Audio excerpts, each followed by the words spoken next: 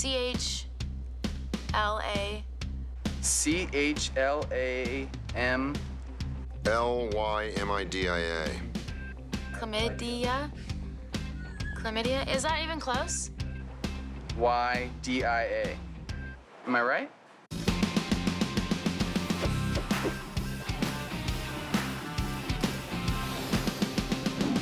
Butterbean, lemon squeeze, cowbell. You abominable twat.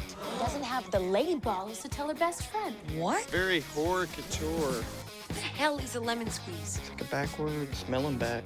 Well, lemon squeeze and melon bag, that's all made up. Lady balls is kind of self-explanatory.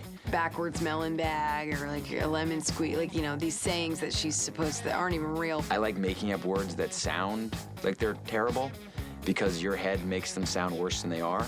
$40 worth of movie passes for my pretend cowbell. You totally lost your V-card. You know, you call me bitch a lot, okay? It's not really a term of endearment. I want every detail. Now, shitface. I set out to write something with real teen dialogue.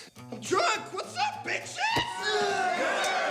It's very salty in a lot of spots. I think it's real how people use language today in ways that maybe at another time we might have cringed or winced a little bit. That today just seems to be part of the patter of the language. There's something about teen dialogue and teen angst to me that is hysterical. They were so overly dramatic about the smallest, tiniest things, but then, you know, you start really listening to it and hearing what's underneath. The accelerated velocity of terminological inexactitude. It's not afraid to be at once very crass and then sort of literary. I just think it's honest. I think, like, kids swearing and kids having sex or not having sex and being ridiculed for it, you know? I mean, that's a huge thing. You want to go out with me? No, I don't shit dick. There is a heightened sense of the dynamics that go on in high school without it becoming hyperbolic. Not all of our characters have that salty language at all. In fact, I think some of them have no cursing whatsoever, so I think it's very character specific. No, you insensitive rhymes with witch. The "do you smell us" line is hard to beat. Do you smell that? Ew, ew, ew, ew, ew. Will comes up and he goes, say butterbean.